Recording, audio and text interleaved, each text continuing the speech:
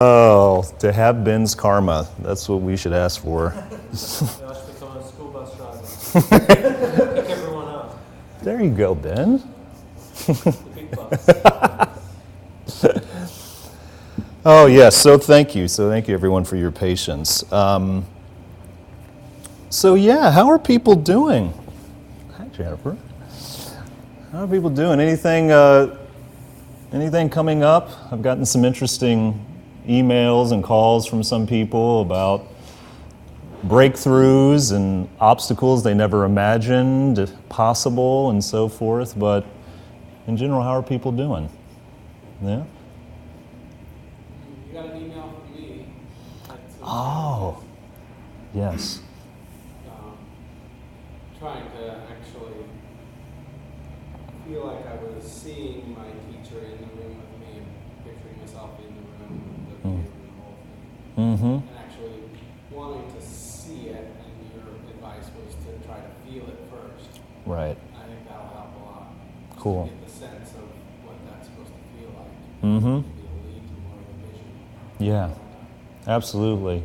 Yeah, it was very helpful what Greg had emailed about, which is the fact of, for some of us, it really is, there are kind of two ways that you can come to really get some traction in your meditation. One is that you have no problem kind of visualizing, picturing the setting, the mountains, the sky, everything that's in the meditation. And then also possibly your teacher as well. But there could be an issue of really feeling the presence of them in the room, when they're with you.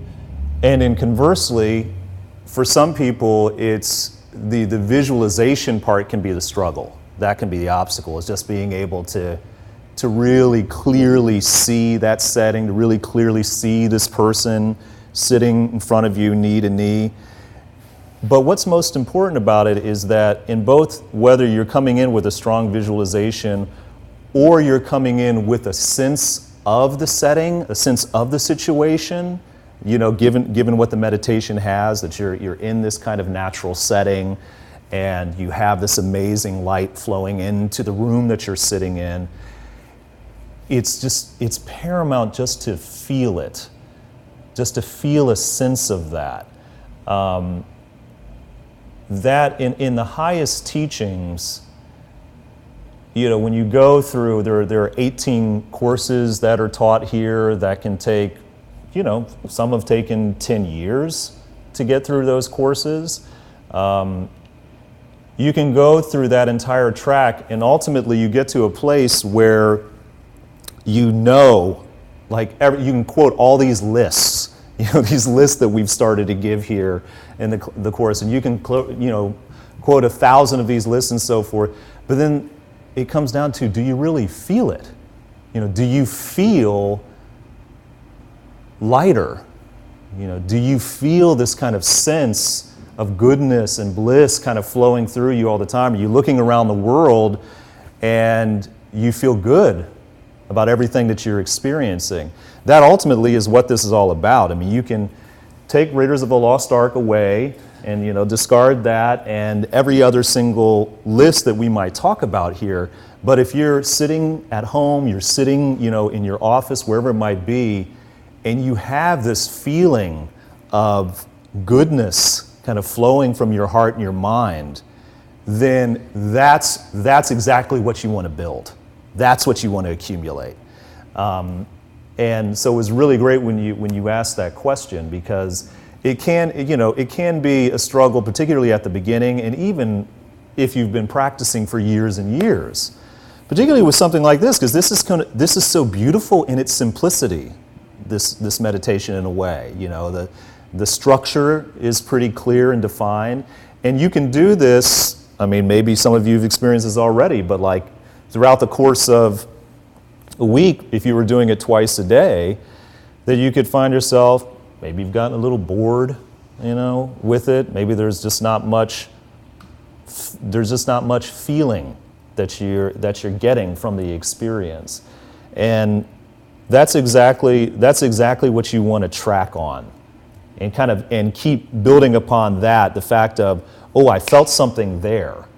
If it is the moment when you're looking out and you're just focusing on that beautiful sunlight flowing in, and you really can feel that, even whether if you don't really see it, even if it's just kind of this kind of nebulous, amorphous kind of glowing sensation, but you feel something in that and it feels good, then those are the types of things that you want to track, like, all right, that is the kind of feeling that I want to build upon. Because then there'll be everything else that feels like, oh, my mind's wandering off here and there and everywhere else. So, Greg, thank you so much for asking about that, because it really is a key part. So, since we have some new faces here as well, always love that. Gives us a little chance to review. And we can actually do the review off of the poster, because this is this piece of artwork, the more time you spend with it, I mean, I'm beginning to feel like, when Geshe Michael, who handed this down from the lineage lamas, from Trijang Rinpoche, who was the one who actually did the commentary on it, who was the tutor to His Holiness, I start to wonder, like, is there significance in this petal? Because the deeper you get into it, you're like, there might be. There seems to be the potential that there could be in it. So just beginning with where we started, which was, let's see, yes. Yeah. There's the man, there's the woman, the monk, who I was thinking, let's call him Finn. Just because, I don't know, Finn just feels more fun than monk. And I also, I was thinking about Huck Finn, and I was thinking, if there's anything about that story, it's really about someone who is seeking freedom, which is what we all are. However you might determine that, whether if it's that, I want to liberate my mind, I want to free my heart, I want to free myself from the suffering that I keep seeing in the world. So Finn.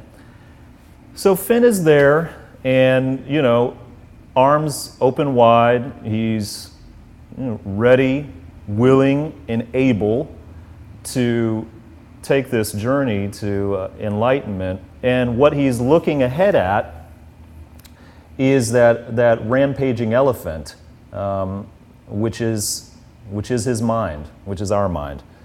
So that is something that we are dealing with every single time we sit down on the cushion or sit in the chair, is immediately sitting down and just being like, okay, I'm sitting here to meditate, and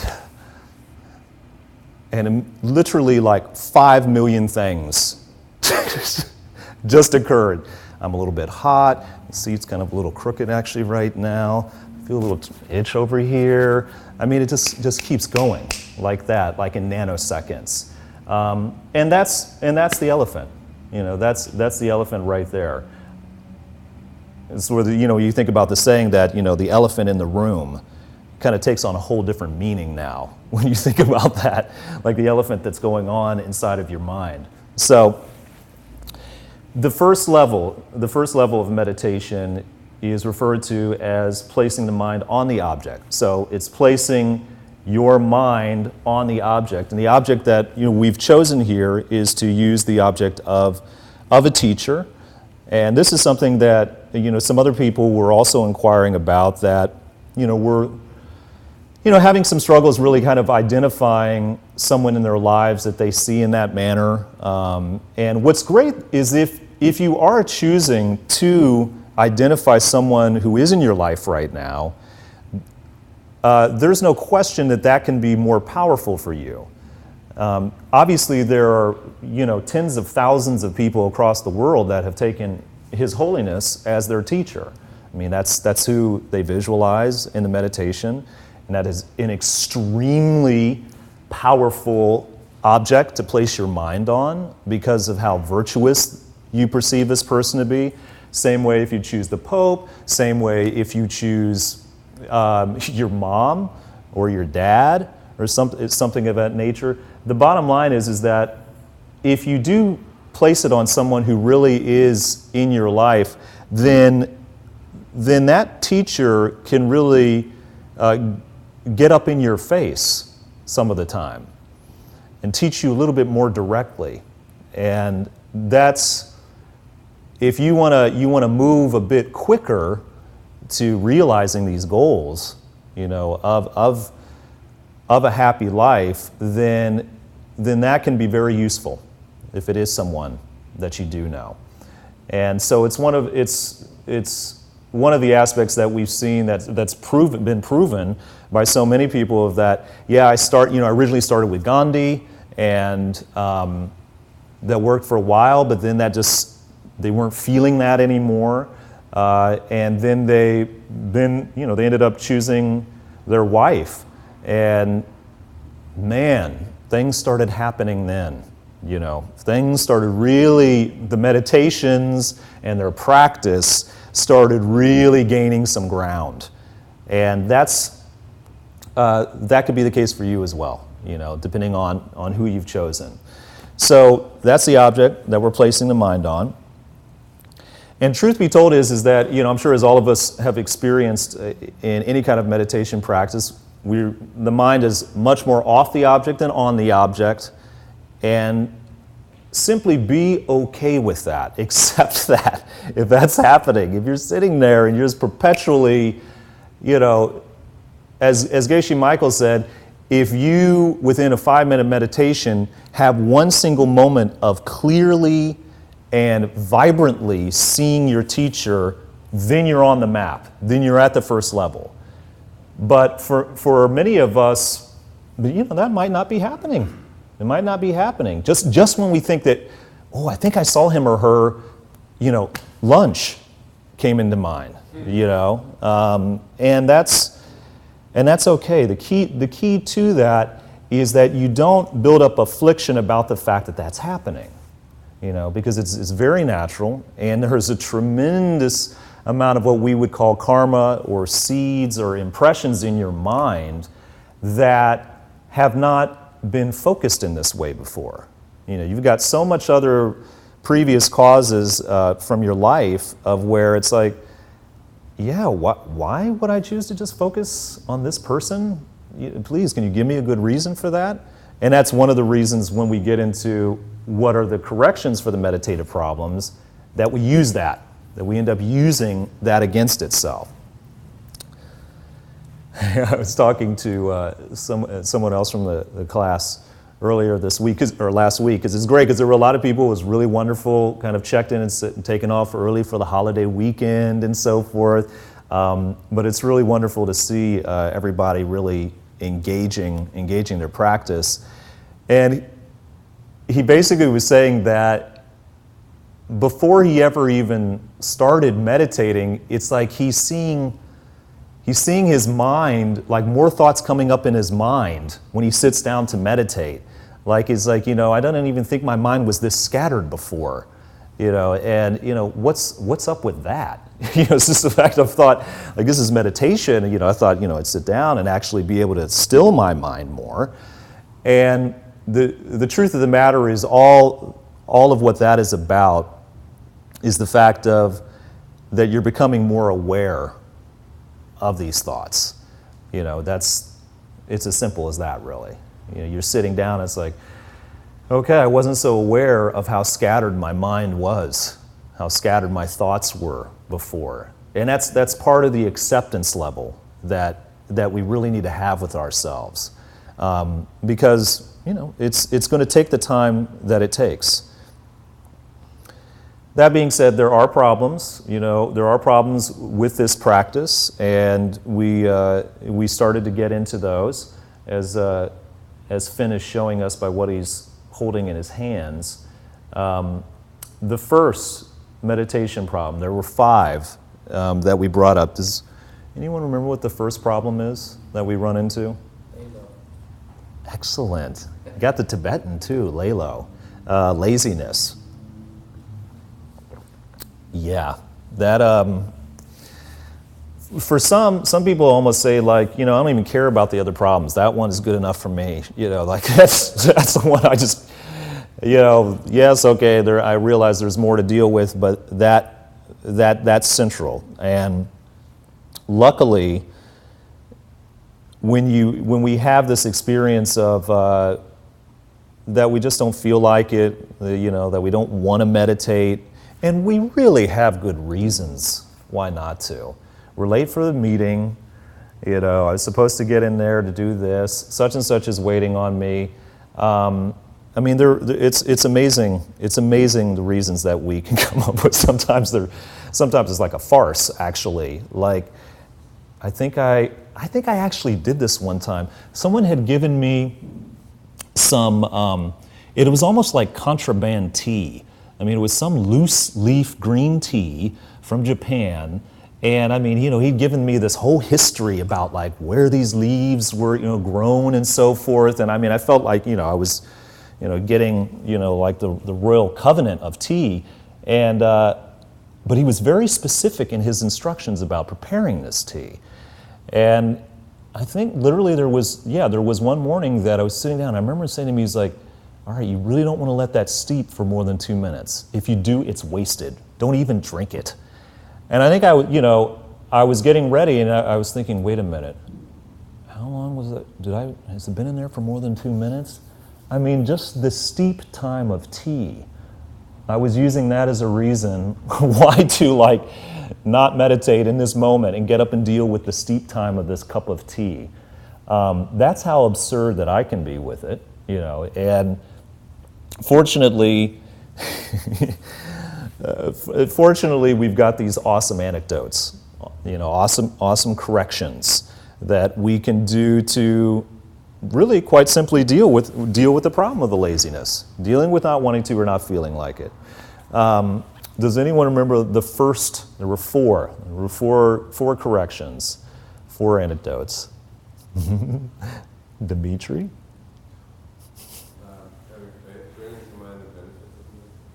Excellent. Yeah. We encapsulate that in one word by saying faith, but it really is about bringing the benefits to mind.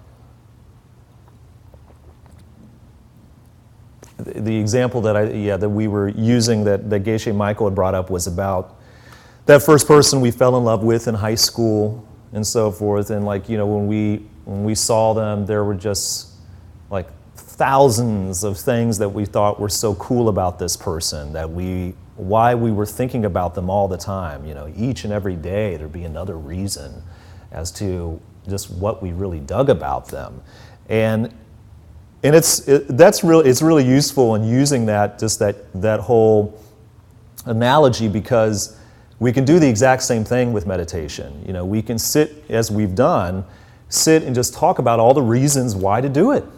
All the reasons, and that is an essential part of this whole process, because when you're in the middle of your meditation and you really are the mind is just having its way with you and does not seem to want to still at all, and if you take that moment and you just think to yourself, why am I doing this?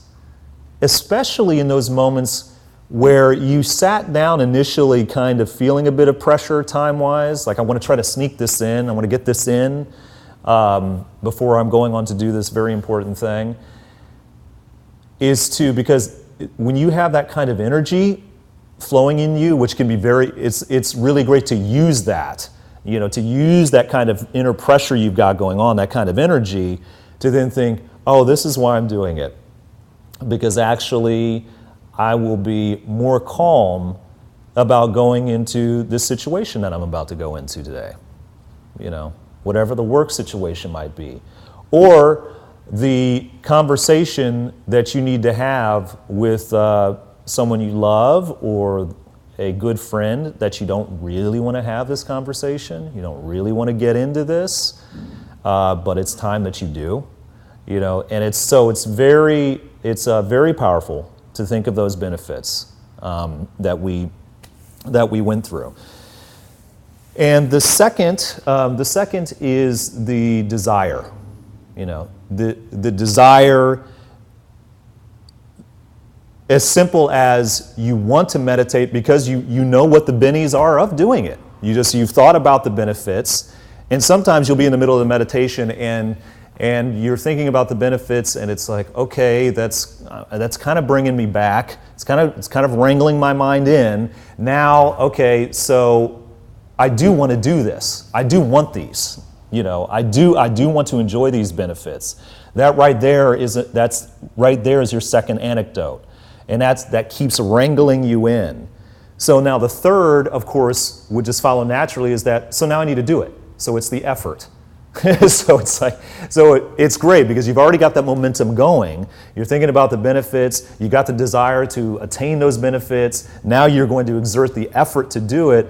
And in the fourth, to me, it's great to even call this a correction because it almost just seems more like an acknowledgement, which is, in many ways, the mental agility, the agility. It's almost like a prize or a carrot that you're giving yourself is to say, the more I do this mindfully, the better I will get at this. And I've seen this with many things that I've done in my life, from starting out on a bicycle, to of a sport if you ever played one, to anything on your job that you didn't know initially and that you trained extensively for and practiced over time and made you into the professional that you are today, whatever discipline that might be. So it's kind of a nice, that's like a frosting on the cake to me at that point. It's just like, and man, it's just going to be so sweet the better I get at this, and that's what we call some good use of self-interest, some good use of that. So essentially, if you want to go through the four, it's like you think to yourself, okay, this is how I'm going to overcome the laziness. I'm going to think about how cool it is to meditate, which is automatically going to lead me to want to do it because I see how cool it is to do it, which will then automatically lead me to actually doing it, and then that'll automatically lead me to getting better at it. So you want it, you're willing to work at it, and then you're looking forward to gaining that mental agility as you get more skillful at doing it. So that when as we continue along this amazing path here, and there are other lists that are going to come along, it's really, it becomes very, very useful for you when you can, in some ways, almost recall them as if they're almost like a song, sometimes. That it feels like it just rides for you, that it's just like, it's really cool to do this, I want to do this, I'm willing to do this, and I'm going to get good at this, And you're not thinking to yourself, listen, what are the 4 corrections for lay low? 1, some people that works, but for some of us, it needs to be more lyrical than that. It needs to be like looking, you're taking your favorite movie star and you're panning across a shot of seeing them actually enacting these things, and you're seeing them in some really great scene and so forth, and all 4 of them are clicking along, and then that's you right in the meditation. And what's wonderful about that is that person, whoever that actor or whomever it is actually your teacher in that moment. That's a nice subtle way to slip them in, in a way that maybe you never imagined George Clooney. I mean, or any of those people. So then we got also to that. There's a second problem. There's a second problem. There's 5, and the second is really, very nice and simple. That we simply forget how the hell to do this. We forget, like, what was this? What's the next step in this meditation? You know, we've forgotten the instructions in a certain level, but really what that means in your meditation is that you've just totally lost the object. You've totally lost the teacher, and you're much more focused on what's happening this weekend, you know, or whatever it might be. And I personally love this one because the correction for it just makes absolute sense. If I've forgotten something, then what can I do to correct that? Remember. You know? And in its simplicity, it sometimes can be that kind of, it can be extremely frustrating. Especially when you like sit there and you be like, what do I do to bring my mind? I can't even, and then it's like you're like, oh yeah, remember that I'm just trying to focus on this person. And then you might have the affliction like, I can't believe you didn't remember that, man. That's so idiotic. And then you're like, wait a minute, what was I supposed to be? You know, this is how it happens. This is how it's happened. So fortunately, we have these enlightened beings that are just like, here, okay, use these anecdotes, and you'll be able to make progression. We had talked about a little Buddhist trickery as well. It's always good to have some trickery involved at some point when you need it. Which was when you're trying to remember, when you're trying to use recollection, that you make pulling the mind back to the object part of the distraction in order to strip the pants off the distraction, really is what you're doing there. So it's like, as we were talking about, it's like you're like, God, I can't believe that she wants that done by, wait a minute. Okay, I'm meditating here, and I got distracted for a moment, and I know that actually what I really want to do is just focus on this person. So that's where you're mindfully using the distraction to bring you back to the object. And that can be, that's something that can be very, very powerful. And you really start to understand that when you try using it. Because it gets into a much more kind of what we would say a kind of more subtle level of distraction. So, an excellent Buddhist trick to use in that. So, let's meditate. Let's just do some meditation now.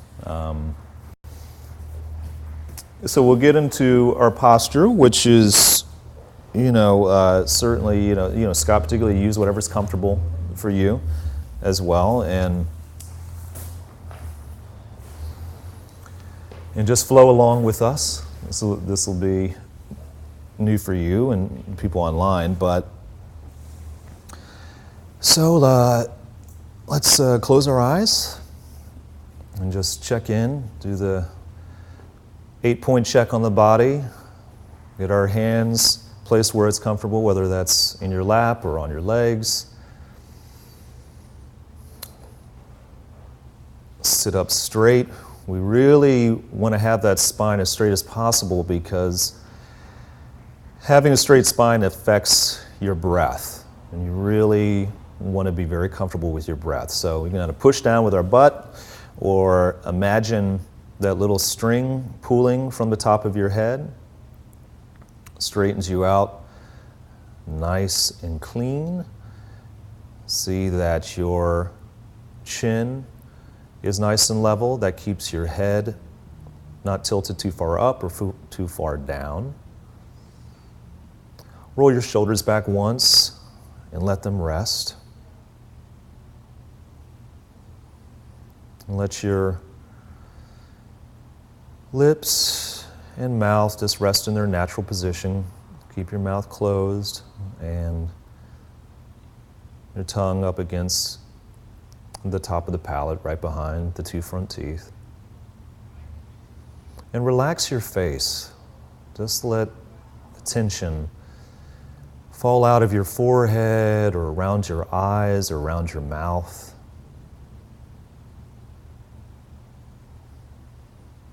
and watch your breath.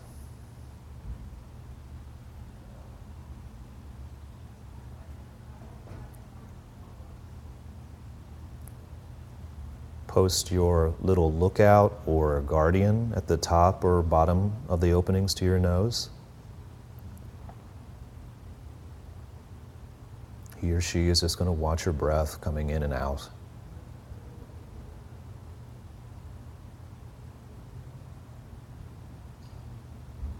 Just focus on one thing, your breath. Nothing else.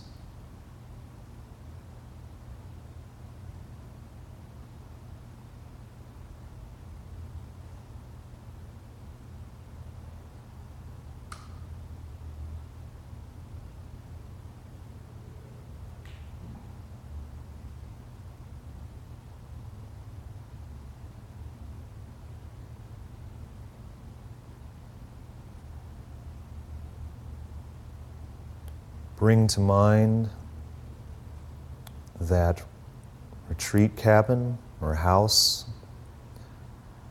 near the top of a mountain side.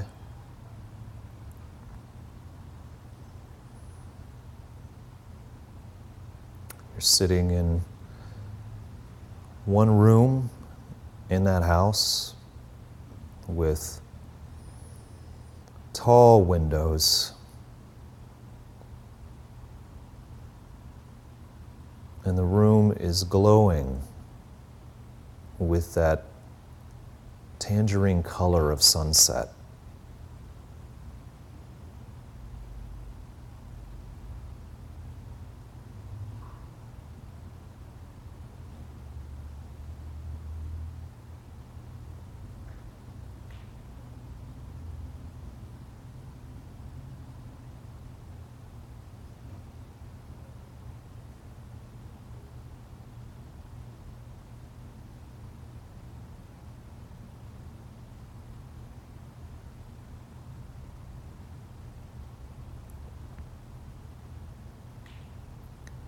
See your teacher,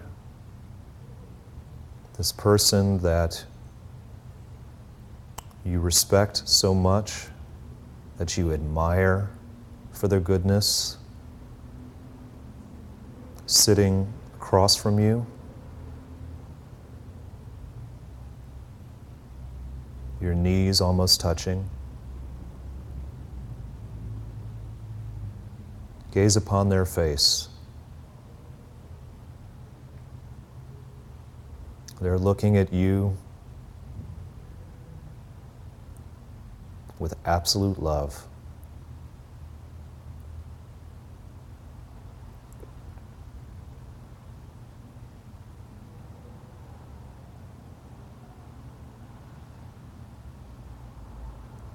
Look at their eyes. There's nothing else to think about. Just their eyes. No other worries, no plans, nothing else to feel or be aware of. Just connect with their face and their eyes gazing upon you.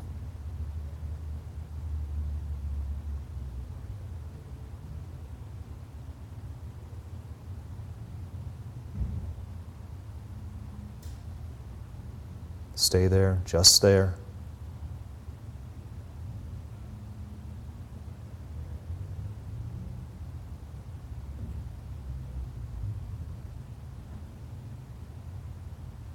Take your sustenance from this. See how it feeds your mind, your body and spirit to stay on one thing.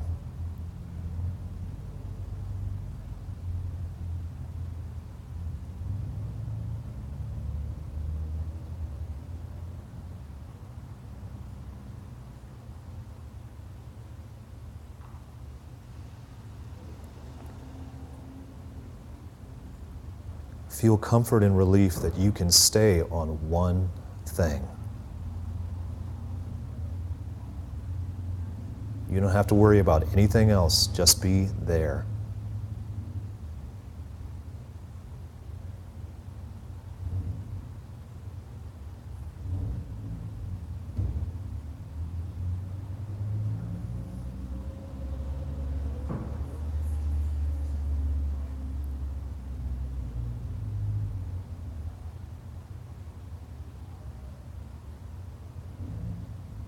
Your teacher is not saying anything.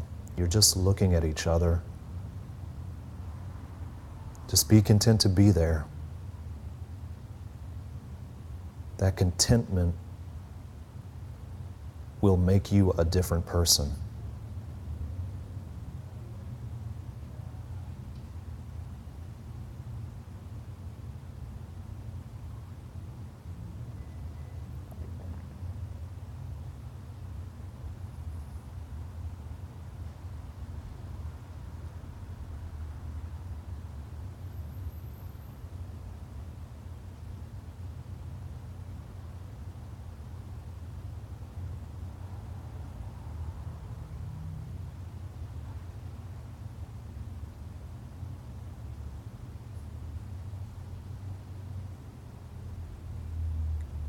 Bid your teacher farewell.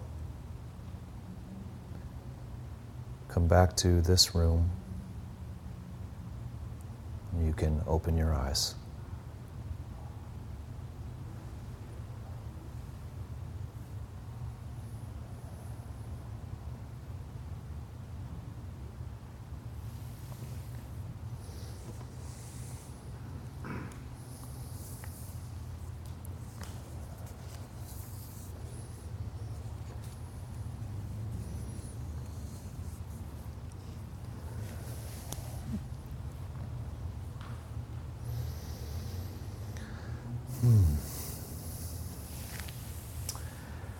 All right. So let's move along this map, shall we? let's make a little progress. So, right, so we have one, which is right at the base of Finn's foot, which is really indicating the first stage of meditation.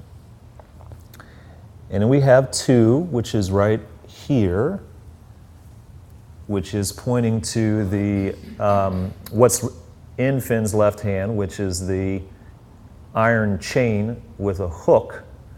And that is representing the antidote of recollection, remembering. This is what he's going to use, what you're going to use, what we're all going to use, which is to bring the mind back to the object. And then there's three, which is up at the top here, pointing to what is in the right hand, which is the hook, the iron hook. And that is what we'll refer to as watchfulness. And it's really great that they're using, that they're using the hook, because in a way it's really, you're using the hook, you're using watchfulness to subdue the mind, is really to settle this elephant down, is really what that's about. And watchfulness, sometimes which is also referred to as vigilance, is an amazing tool, because what it's doing is that it's amazingly using this aspect of the mind that is aware of when other thoughts are arising, such as a distraction of some sort. So it's, now we're kind of like getting into like an amazing dimension now, like that there's a part of the mind that can be aware of another part of the mind to see, actually watch what's going on. Like, what is, so it's like this takes us down a rabbit hole, which we'll not do right now, but the most important part of that is the fact of that watchman really is what, sees that it's like, what's arising is that, okay, I'm hungry, sees that, and immediately, that's where that hook just comes down, is just like right back here. So it takes two. It takes both the watchfulness that's in that right hand hook, and it also takes what is the recollection of pulling the mind back. So now it's like, now you've got, this is what Finn has, and this is what he's showing us right here. It's like, now you've got like the magic combination. You can see it coming, you can see the distraction coming, and now you can do something about it. And that's you'll find that the two are working in tandem all the time, really. Whenever you have that moment where it's like, okay, I've gone off, I'm not really thinking about the teacher, and then you come back to it, what we're going to work on is getting much, much more subtle with recognizing when that's happening and how that's happening, so that you're able to call upon it, so that you're actually in the middle of the meditation. It gets to the point where it's like, oh, I see what's happening. I'm aware. Oh, you have a question? Sorry. No, it's okay. To ask right now? Yeah, sure. Okay. That watchfulness, Mm-hmm. is that part of your ego also, or is it yourself? That's an interesting question.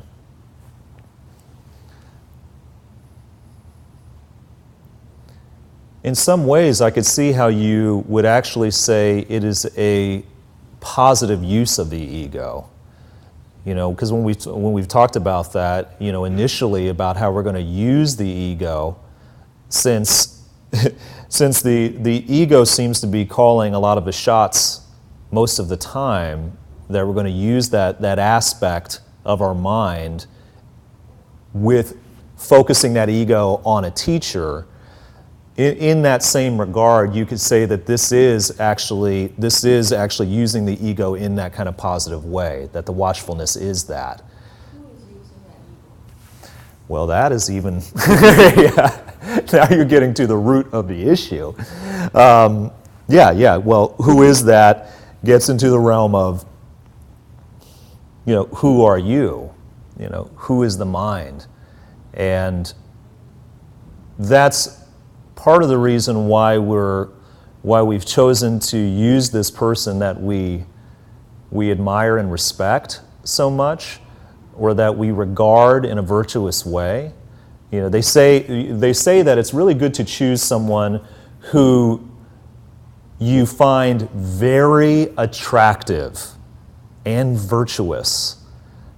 Those two aspects are essential. Because I'm sure many of us can think of someone that we're very attracted to, but it might not be for the most virtuous reasons. And so when we do that, when we bring we are placing this person who we're trying to bring into the room with us. That's in the meditation, you're really trying to be with this person in the room. You're trying to feel this experience of sitting across from them, just like we just did in that meditation, and just being content to be with this person that you think is living a good life, that is good in some regard, however you define that.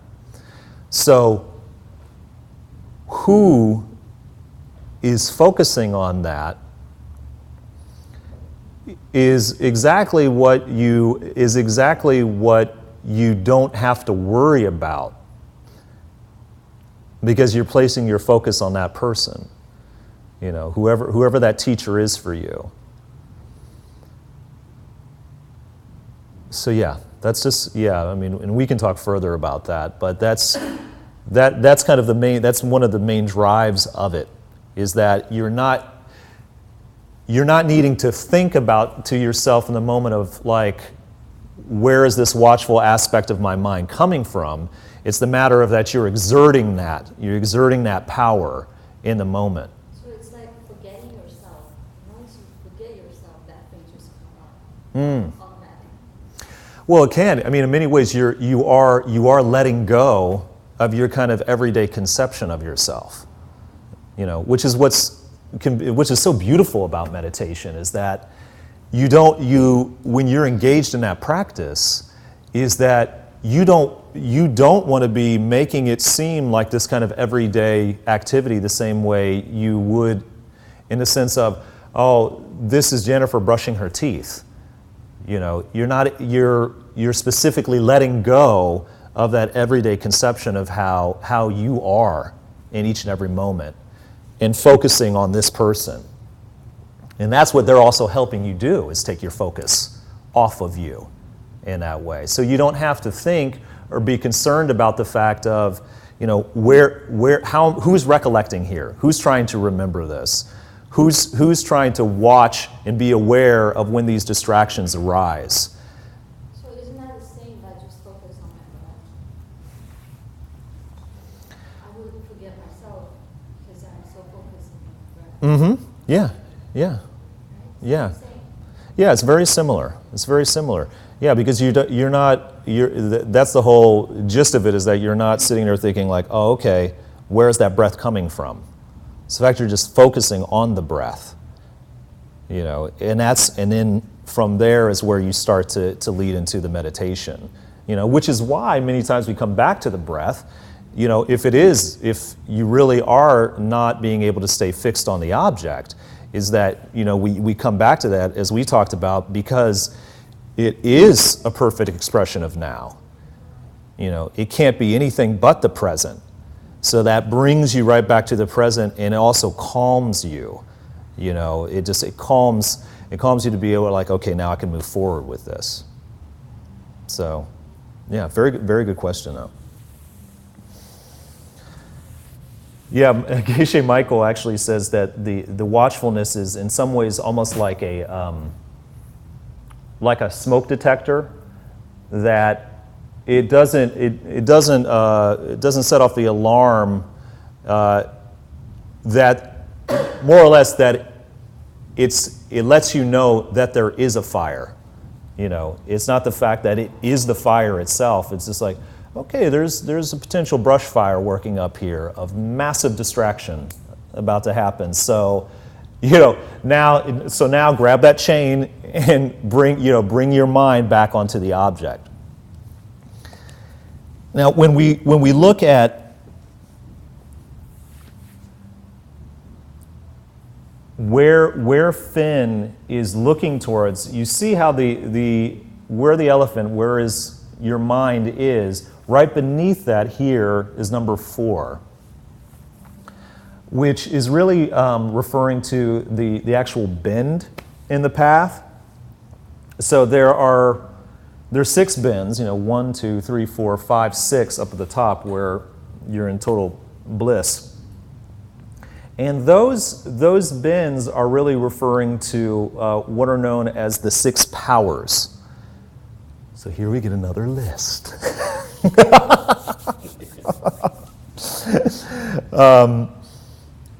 And it's all for a good reason. It's all for a good reason. The 6 powers are also seen as the strengths that you use to attain the 9 levels of meditation, to basically move further and further deeper into your meditation practice. And they really do just that. As a matter of fact, the first power is the power of listening to the teachings on meditation. So all of you have it. Right now, you have the power. And that's awesome, because that's how you guys are also on the first meditation level. Because there's many of us. I mean, I'll never forget when I was in college, and I remember coming home, one day, and I was seeing my roommate. He was on his knees on some kind of wooden plank thing by the window, with his. And this guy was anything but religious. I wouldn't have not used that word to describe him. I'm like, what is he doing? And but at the same time, I had a sense that I shouldn't really bother him right now. And he was starting a Zen meditation practice, and I remember that it was something that he didn't really pick up a book initially. I think he then ended up getting Zen for Beginners or something like that. But it was something he started to do, which is extremely powerful to do that. whatever arises in your mind to say like, I think I'm going to sit down and try to meditate, whatever that might be, and figure that out. But at some point, most of us then reach this level where it's like, there's probably more to this, because you're not really, feeling much juice from it anymore, and so that's exactly why this is listed. One of the reasons why it's listed as the first power is just being able to hear the teachings and then listen to them. It's like in that, what was it, White Men Can't Jump? Something like that. That was a movie, wasn't it? And I think like Wesley Snipes was saying to Woody Harrelson something about like, you can listen to Jimi Hendrix, but you can't listen to Jimmy. You can hear him, but you can't hear him the way I hear him. And it's a perfect description of hearing the teachings on meditation. There's something where you're like, yeah, I understand the English that is being spoken right now in the room, but then there's something that you're hearing something here. And that's what can propel you forward. And of course, the second power is the power of then actually contemplating them. So we're here, and then you're going to go live your lives, for the next week or so forth. And it's actually thinking about it at whatever point in the day that it happens. At whatever point that you're thinking about anything that happens during class. That is a power, that is a strength that you can use continually, which is to actually contemplate whatever it is that happens when you come in here, outside of here. Because if it stays here, it's just like Vegas, it will stay here. It won't go with you out of here. And that's certainly, if anything, and I hope for everyone, is that you absolutely take it from here. That's the whole reason this place actually exists, is from you to take it from here. The third power is that which we know already, which is in the left hand of Finn, which is recollection. That is the third power, that you're able to bring your mind back to the object. And the fourth power follows right from that, which is the watchfulness. I don't know why, but sometimes something about that. Thinking of watchfulness as vigilance. I really love that, because it's like that. Whatever, we have those phrases like ever vigilant, and I don't know. There just feels like there's more torque in that, like because sometimes those distractions can be quite powerful and intense, and it's this thing of like. No, I'm going to be vigilant right now. And I'm not even thinking to myself who said that and where that's coming from, but I'm just going to be vigilant and then call upon bringing my mind right back to the object. The fifth follows just like you start to see how these lists inform each other in a kind of very graceful way. So you have the recollection of the third power, you have the fourth power of watchfulness, and now you have the fifth of effort. So right there, that's just like in the four powers, if you want to call that, or antidotes to laziness.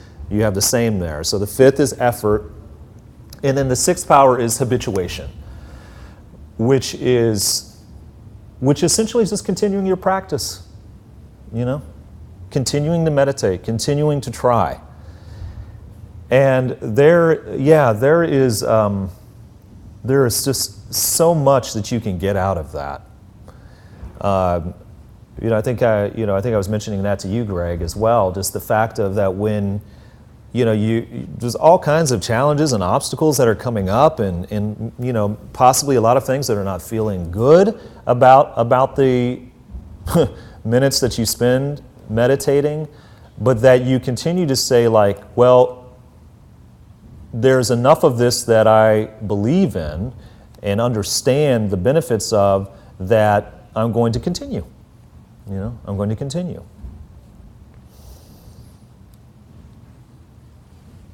The 6 powers, so the 6 bins in the map.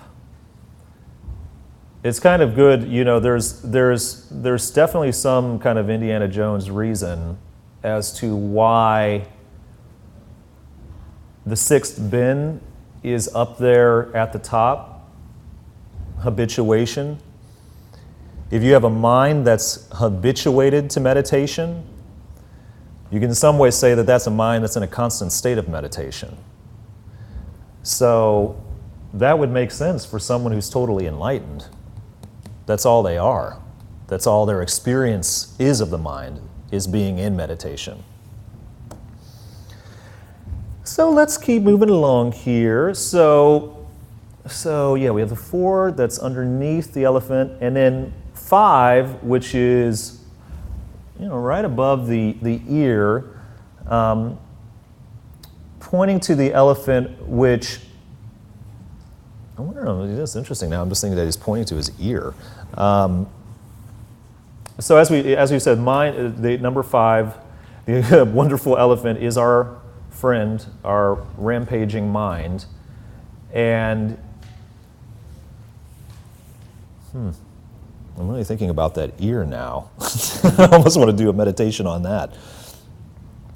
The reason that the elephant is colored black is to symbolize dullness.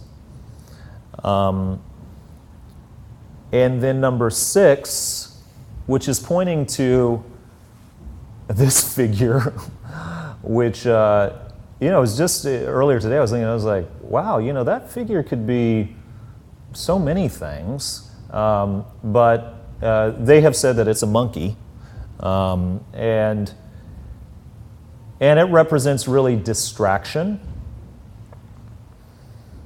And the monkey's colored black because it's symbolizing agitation. So, you know, there's, you know, our elephant mind completely just up in an uproar with this monkey, you know, running in front of it, you know, all over the place, because that's distraction, you know. So the mind that's exactly what's going on with our mind most of the time.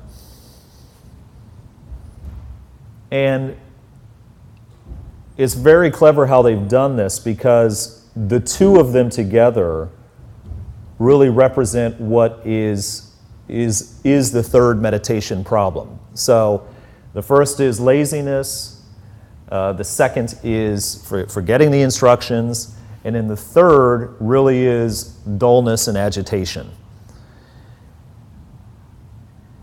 And that's one can almost define their entire meditation experience as that, just waffling between the 2. You know, it's just like, I think it was Miguel or someone last week. He's like, yeah, at first in the meditation, I was seeing an elephant with 50,000 monkeys on it. You know, he's like, at one point, I saw a monkey carrying about 20 elephants. You know, and I was like, that's wonderful. He hadn't even gotten into like the deeper meaning of that, but it's completely how that's what we seem to constantly be writing in between.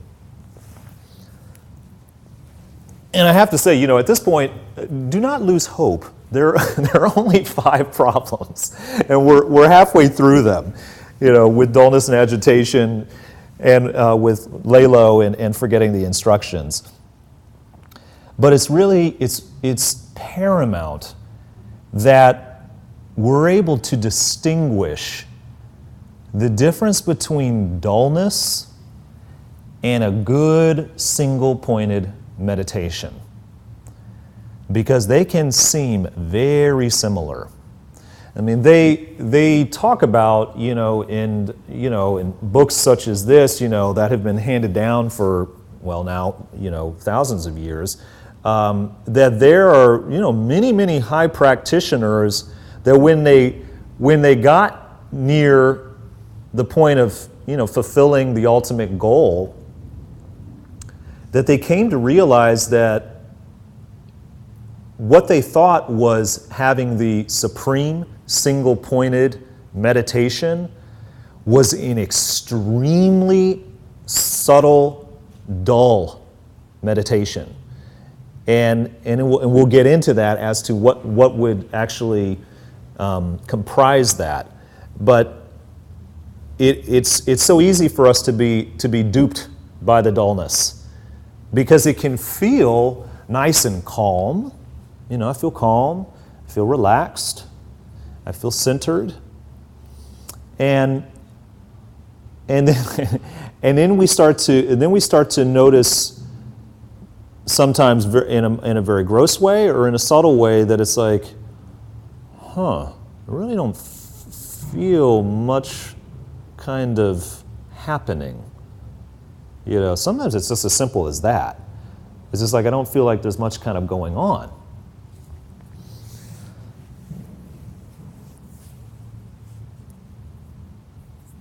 Probably one of the way to first look at when you're experiencing an obvious dullness, or what we'd say a gross dullness in your meditation, is that you are fixed on the object.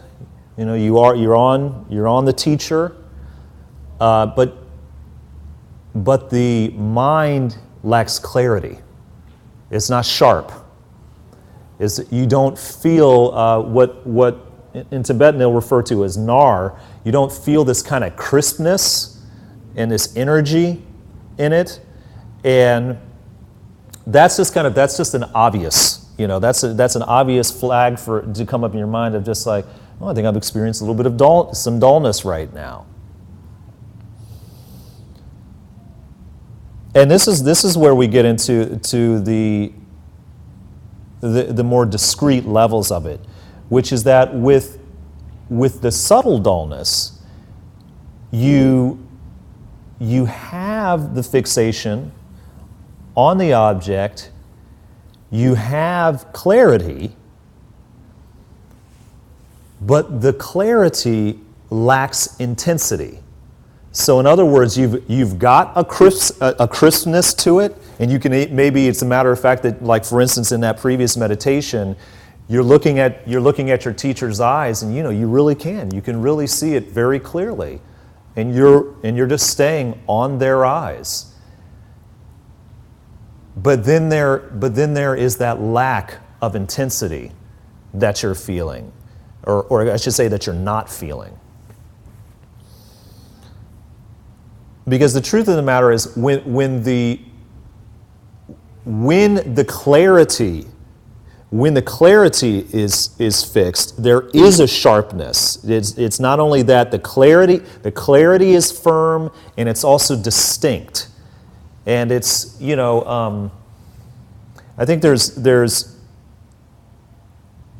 very subtle ways for us to experience this when we're in the meditation. And it's one thing that we can talk about it, but it's something that, because we'll be doing another meditation, a little bit later, that you'll look for that. You'll see these kind of moments of like, well, is this kind of obvious? I'm really not focused, that well. I've got a little bit of fixation, but I'm really not clear on them. That's an obvious dullness. But no, I actually am with them, and I've got clarity with the teacher as well, but I really, I don't feel that little like oomph, and that's very experiential. It's very experiential. So we don't talk about it that much beyond that, because you'll just start to notice it more and more. If you were to use the example of kind of like the faith that we feel towards someone we love, and particularly if that is a teacher, that most of the time we kind of have a general sense of faith towards that person. If we're in a relationship, or we're in a marriage, or something of that sort, there's this kind of general sense of faith that we feel towards them.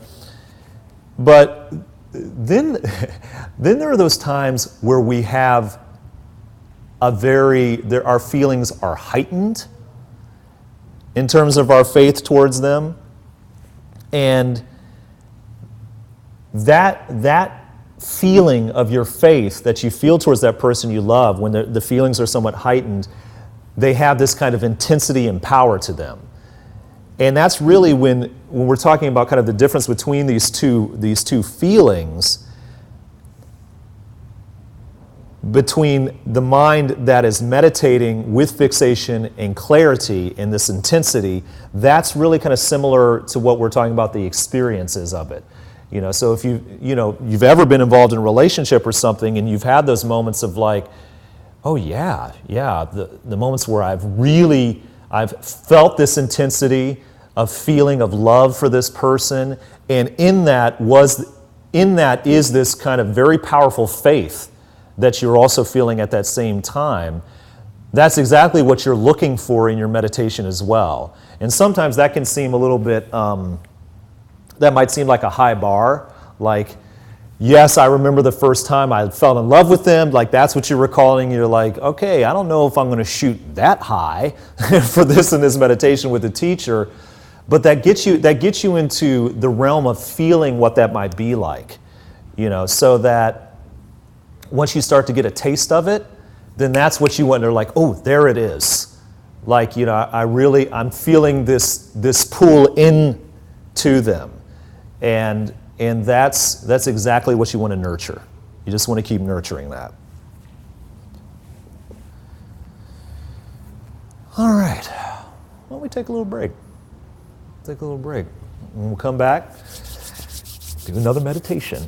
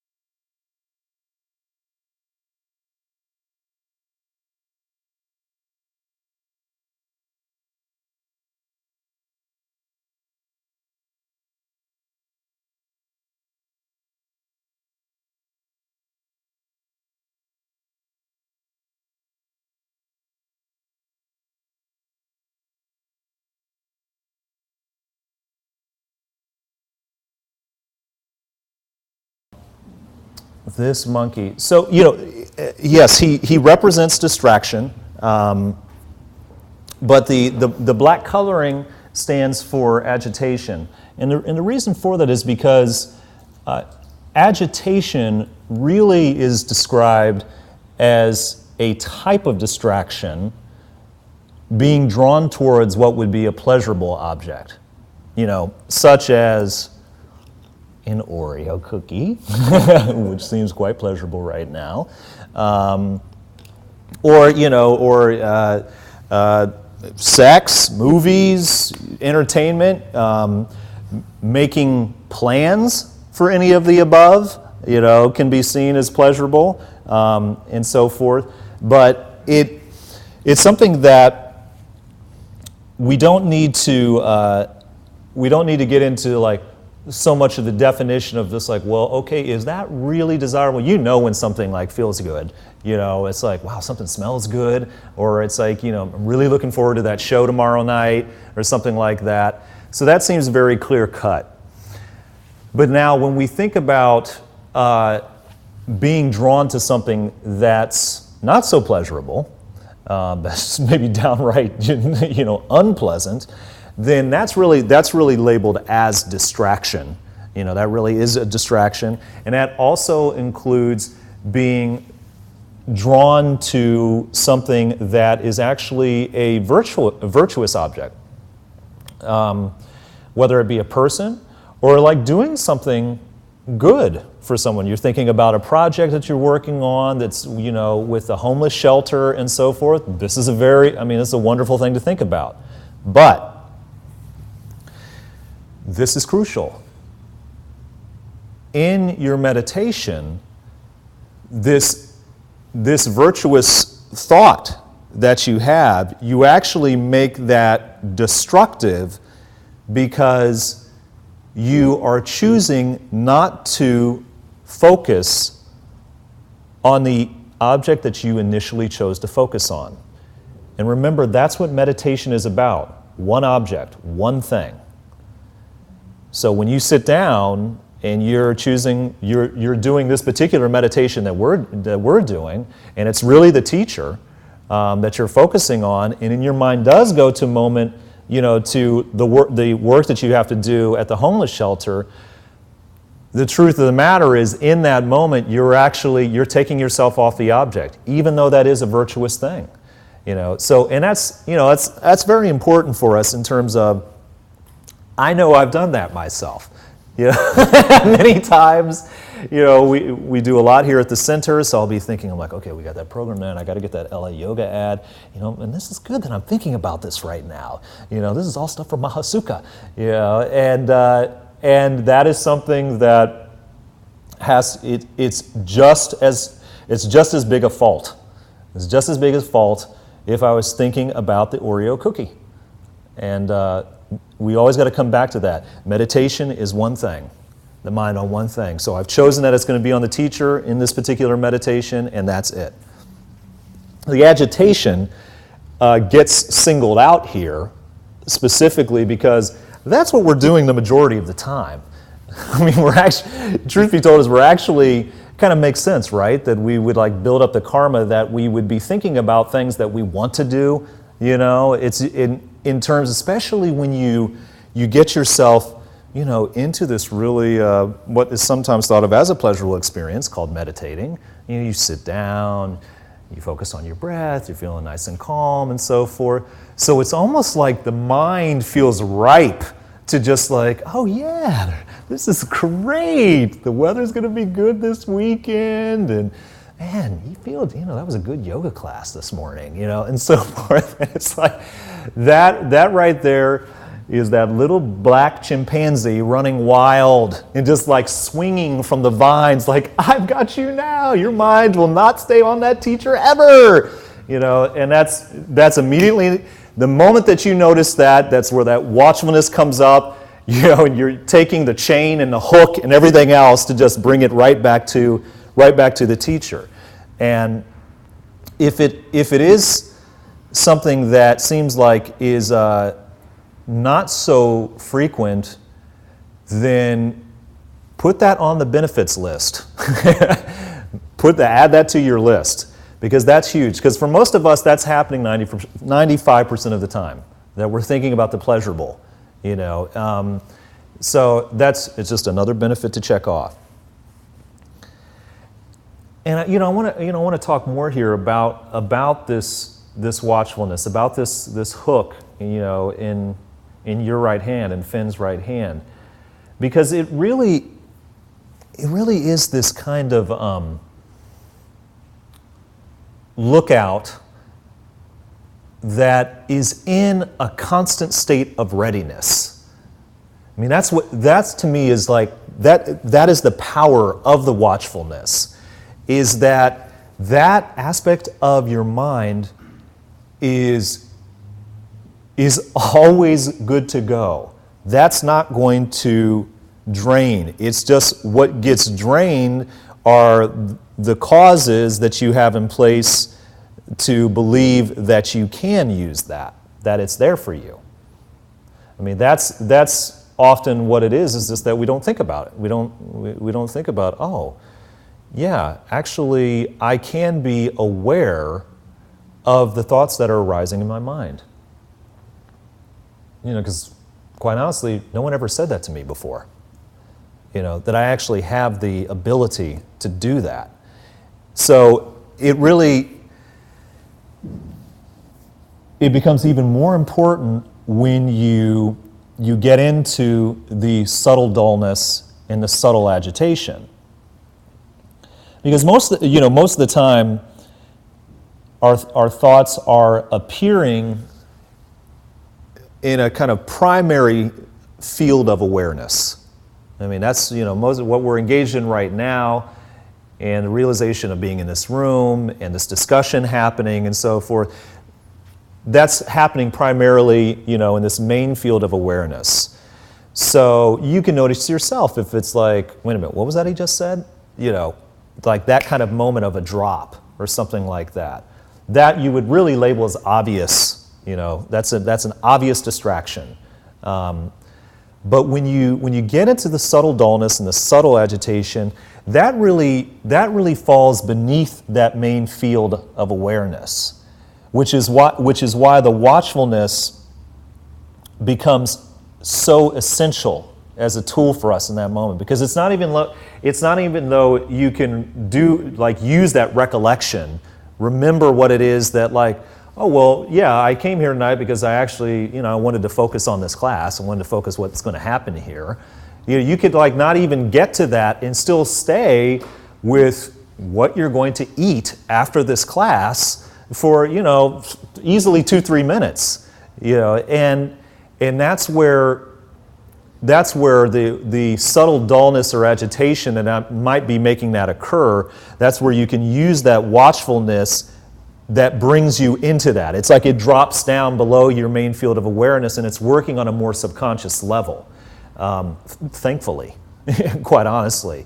So you can use it very consciously, and it also take faith in the fact that it's also something that you can call up from your subconscious, you know, when it's like, oh my God, you know, I just cannot, you know, I just can't stay. I can't stay on this teacher right now. I can't stay fixed on this. Yeah, it's actually quite beautiful, because when you realize that the watchfulness sees this distracting thought start to arise, and then it acts. It's the smoke detector, right? It sets the alarm off. Like, problem here, you know, please call upon recollection or any of your other tools to snuff this flame before it, you know, rages the entire mountainside. And there's the root text on the Mahamudra teachings, and I love it says that you exercise the vigilance that perceives movement. And it's such a beautiful use of that vigilance, because that vigilance is watchfulness. So you exercise that because it's perceiving that discursive thought that's arising, you know. And kind of like what we were talking earlier about, like when you kind of have a kind of more lyrical sense of it, Because, you know, in your mind, you can be seeing this kind of, you can see something rising like a tide, you know, and the watchfulness is like seeing that just go onto the shore and completely wash out and just be like, okay, everything is nice and settled now. I'm back on shore. I'm not in like the throes of the waves of every distracting thought that could happen. Very, very essential. Yeah, this is true. We need to be comforted by the fact that you're not even able to have this third problem of meditation, dullness and agitation, unless you have fixation on the object. It's kind of a sixth sense of comfort, but I mean, it works, right? We'll take it. So it's like, hey, I'm not even fixed. I really don't even have this problem. You know, I'm 50,000 other places. Yeah, you've got to have the mind somewhat on the object to have the challenges, to have any of the challenge that you have with your quality, the quality of your attention. Yeah. So yeah, the black elephant and the black monkey. And as you can see, they do continue along the path, but notice that the color starts to clear up as it gets higher and deeper. And there are very, very good reasons for that. And the way that we'll get to that is through meditating. So let's do that. Let's do another meditation.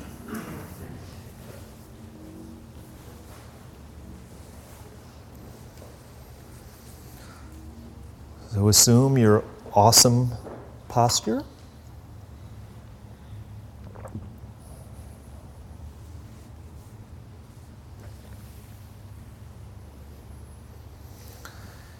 Oh, close your eyes and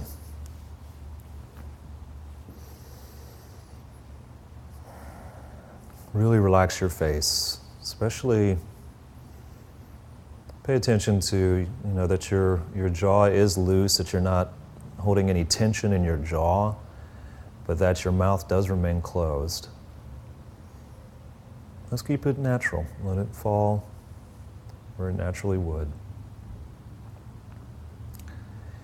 And please watch your breath.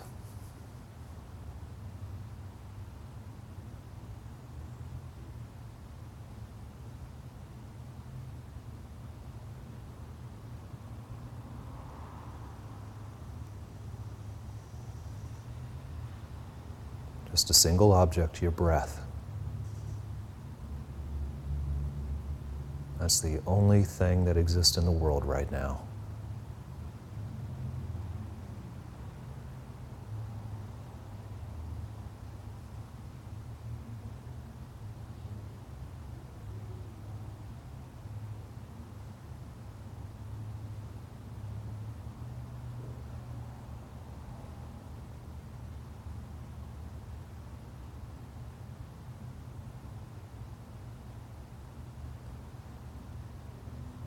Bring to mind your golden room on the side of the mountain. Tall windows and the golden sunlight pouring in, filling the entire space.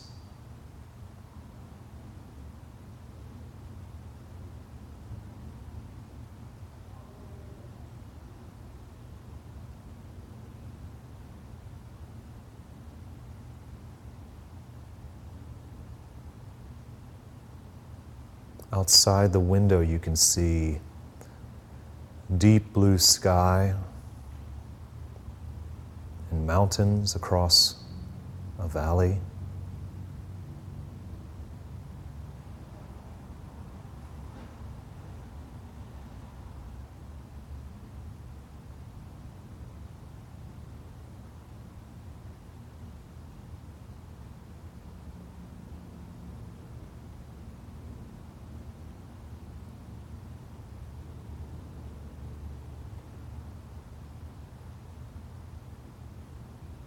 Bring your focus back into the room and the golden tangerine glow all about the space.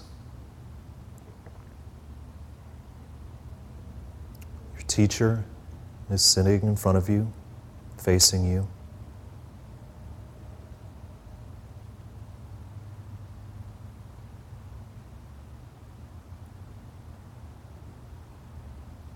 You can feel the warmth of their body warming the front of your body.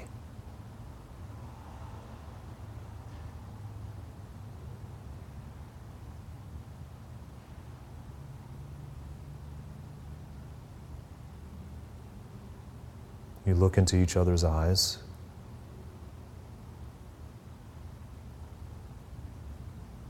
Just look at their eyes. This one thing, their eyes.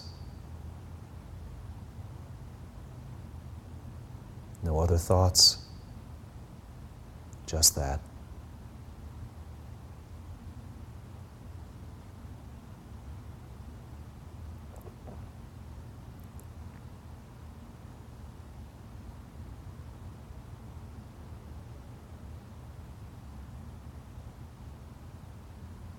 Feel love coming from their eyes. Relax into that love. Surrender to it.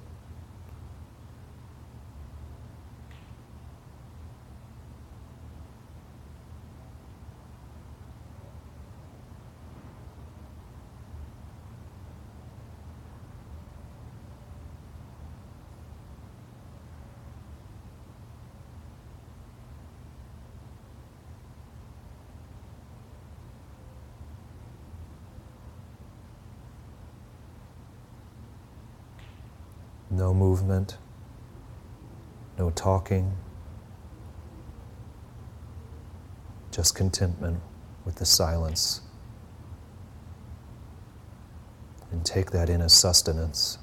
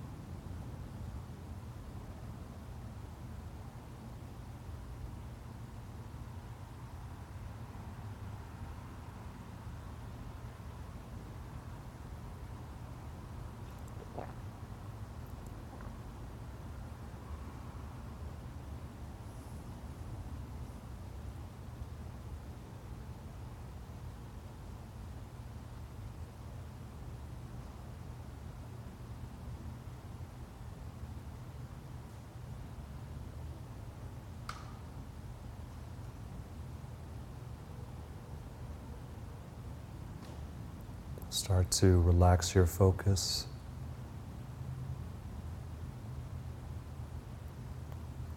Come back into this room and slowly open your eyes.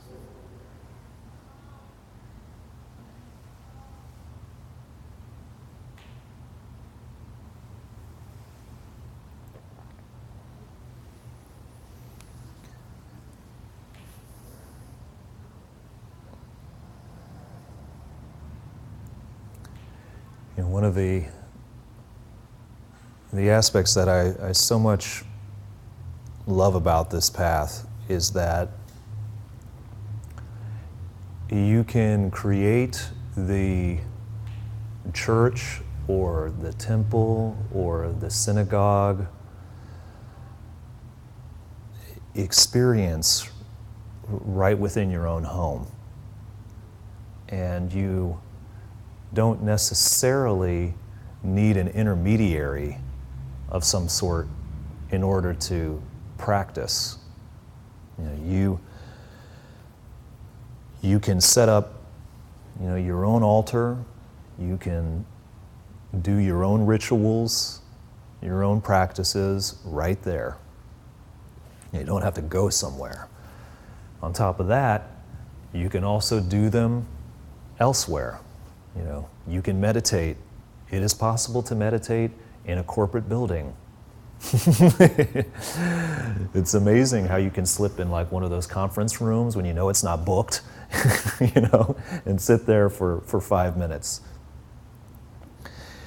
And I was thinking about this, that, you know, for those of you who haven't already done so, is to create that kind of sacred space in your own home, you know, where you're going to do this wonderful practice, you know, because when you see yourself doing such a thing, like you're taking the time, like, all right, where do I want to set this up, you know, in your play, and it's like every single choice that you're making through that process is empowering the practice. You know, that's exactly what you're saying to your mind, is like, this is really cool to me. This is, you know, this is very important. This is very important. And it's good to select a spot in your home that, at least as far as you know, there have hardly been any, or even better, no type of harmful actions that have taken place in this particular spot. You know, and you know, sometimes we think, well, okay, yes, no one that I know has been murdered in this part of the home or something like that, so that's good, check that. But there's also the aspect of, like, you know, you might remember, like, that's where you had an argument with your roommate, you know, or your partner or something like that, and you do that. They say that kind of energy is remembered in your mind. So you yourself, or whatever, might not connote that, but you have no idea what's going to arise when you're in meditation, you know, and not to be unsettled by that. Well, that's one of the reasons why to pick a peaceful spot. There are kind of some obvious elements to it, which is that, you know, it's good that it's quiet. No distractions, or very little. You know, sometimes people are like, hey man, I have kids. No such place exists in my home unless I was to create a bubble, elevate it into the ceiling, and create an entire trapdoor, you know. But obviously as little distractions as possible. You know, the bottom line is that you just want it to be somewhere where you feel safe and comfortable. You know, you don't want to be thinking, in a way you almost don't want to think about that the kids might run in right here. I'm totally vulnerable from attack from my children. You know, that is very great if you can create a space like that where you just feel safe and comfortable. And, you know, a few things that I've noticed, you know, and certainly many of the great lamas have talked about, they've talked about temperature. Temperature seems to be a big one for all of us. You know, and particularly, you know, living here in the paradise land of Southern California, where we have, like, you know, next to Hawaii, probably the most even temperature range, we have somehow managed to be able to be afflicted about that. You know, like, geez, man, is it like 65 today, or is it 70? Because it feels cooler. You know, it feels just a little too cold. I mean, you know, all the East Coast people just crack up at me or my wife when we say these things, but it's a good thing to be aware of in terms of the spot. You know, if you find a spot where you're like, okay, for whatever period of time I'm going to be meditating, this is going to stay fairly even temperature-wise, and it's a good temperature. Also, if that spot has windows or something like that, as I discovered a while ago. And I never thought that I should take in what will be the potential trajectory of the sunlight, but you at some point don't want to begin to be fried by the sun as a way to, like, stop your meditation, but it's actually a good thing to consider, like, okay, where is the sun shining? And that becomes very easy, particularly if you do it at a particular time of day. You're like, yeah, I usually do it like whatever, 8:30 a.m. before work or something like that. This doesn't have, like, the blazing sun burning down upon me. And probably one of the most important aspects as well is that if you do have a roommate in whatever form that roommate might be, is that you have a mutual understanding of respect for this practice. They don't need to advocate it, they don't need to, do it themselves or anything like that. But just that you have, mutual respect, about what it is you're doing, that they're going to respect that. That's essential, because they, you can run a whole stream of afflictions about, like, whatever. You start to do your thing, and if a boyfriend, girlfriend, roommate, husband, wife, or something, and you see that you saw them right before you were going in, and they kind of gave you a look, or something like that. Oh my goodness, what that look can become in meditation, right there, that could be, the whole meditation gets screwed, and then you're afflicted about that. It's like, well, you looked at me like that, when I came in, and so you get the point. And I've got to say it again, because I need to do it myself, which is do some yoga. If you do yoga, do some during this time. It really does help you sit. It really helps with the sit. I mean, I couldn't believe I went on this spree for like 2 weeks where I really just like kicked into yoga practice full bore again. And I could not believe how immediately I found, when I sat down, just the energy alone. When we're talking tonight about clarity and about having that crispness, that sharpness. And, as many disciplines will tell you, that's why yoga asana exists. Is really so you're doing all of these things and stretching and holding and all of this, and it's just so you can sit here and not be afflicted, at all. Yes, and please give what you can to this wonderful Mahasukha, which enables us to be able to meet here and do this.